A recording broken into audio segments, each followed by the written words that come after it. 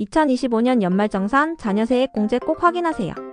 오늘은 자녀가 있는 직장인이라면 연말정산에서 빼놓을 수 없는 혜택인 자녀 세액공제에 대해 알아보겠습니다. 자녀 세액공제는 자녀를 양육하는 가구의 세금 부담을 덜어주기 위한 제도입니다. 자녀의 수에 따라 일정 금액이 산출세액에서 차감됩니다. 자녀가 1명이면 15만원, 2명이면 35만원을 공제받을 수 있는데 자녀가 많을수록 더 많은 세액공제를 받을 수 있습니다. 자녀 세액공제 대상 자녀의 범위. 자녀 세액공제 대상 범위에는 자녀, 손자녀, 입양자, 위탁아동이 포함됩니다.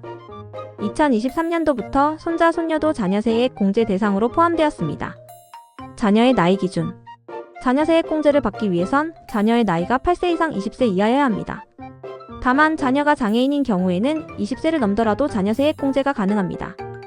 2025년 연말정산 기준으로 8세 이상은 2016년 12월 31일 이전 출생자, 20세 이하는 2004년 1월 1일 이후 출생자입니다.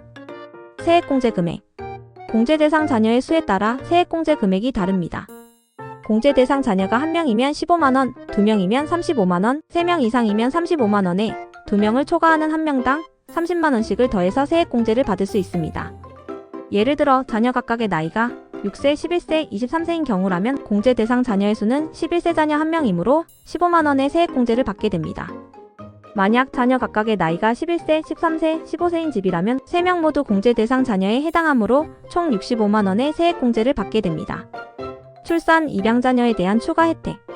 과세 기간에 출산 또는 입양한 자녀가 있다면 추가로 자녀 세액공제를 받을 수 있습니다. 출산 또는 입양 자녀가 첫째인 경우에는 30만원, 둘째인 경우 50만원, 셋째 이상인 경우에는 70만원의 세액공제가 적용됩니다. 예를 들어 현재 3세의 자녀가 있는 집에서 2024년도에 둘째를 출산하였다면 첫째에 대해선 자녀 세액공제를 받을 수 없지만 둘째에 대해선 출산공제로 50만원의 세액공제를 받을 수 있습니다. 맞벌이 부부인 경우. 맞벌이 부부인 경우 동일 자녀에 대해선 중복해서 세액공제를 받을 수 없습니다. 공제 대상 자녀가 여러 명인 경우 남편과 부인이 대상 자녀를 달리해서 세액공제를 받는 것은 가능합니다. 예를 들어 8세 이상 자녀가 있는 집에서 2024년 둘째를 출산한 경우 남편이 첫째에 대해 자녀 세액공제 15만원을 받고 부인이 둘째에 대한 출산공제 50만원을 공제받을 수 있습니다. 물론 남편 또는 부인이 몰아서 자녀 세액공제를 전부 받는 것도 가능합니다. 오늘은 자녀 세액공제의 요건과 금액을 정리해보았는데요. 자녀가 있는 집이라면 자녀 세액공제를 받을 수 있는지, 맞벌이 가구라면 누가 세액공제를 받을지 잘 고민하셔서 최대한의 세금 혜택을 누리시기 바랍니다.